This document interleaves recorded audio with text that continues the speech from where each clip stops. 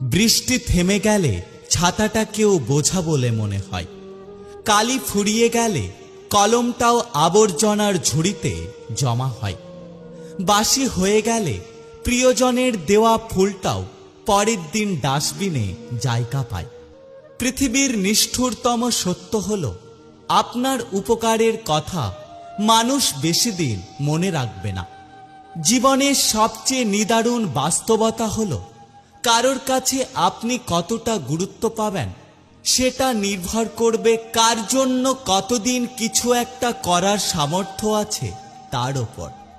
আজকে সকালে যে পত্রিকার দাম 10 টাকা, একদিন পর সেই একই পত্রিকা 10 টাকা কেজির দামে বিক্রি হয়।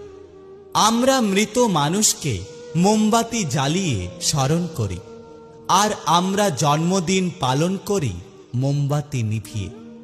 সাপ যদি ঘরের মধ্যে ঢুকে পড়ে, আমরা তাকে মারি, তাড়িয়ে দিই। আর সেই সাপই যদি মন্দিরে দেখতে পাই, তাহলে আমরা তাকে পুজো করি, দুধ খাওয়াই। যদি আপনার পকেটে টাকা থাকে, তাহলে আপনার মিথ্যে কথাগুলো বাণী। আর যদি আপনার পকেটে টাকা না থাকে, তাহলে আপনার সত্য কথাগুলো গালি। মানুষ আপনার কদর ততদিন করবে যতদিন আপনি মানুষের উপকার করতে পারবেন।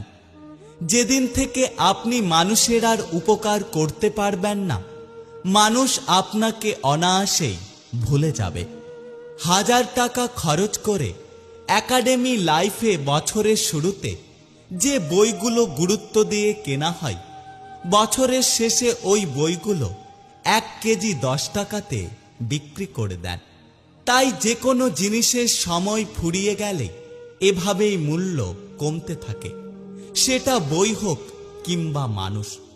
আমরা মানুষ আপাদমস্তক একজন স্বার্থপর প্রাণী। ভিখারিকে 2 টাকা দেওয়ার আগে মানুষ চিন্তা করে কতটুকু পূর্ণ অর্জন হবে। কারণ বিনা স্বার্থে কেউ ভিক্ষুককে ভিক্ষাও দেয় না।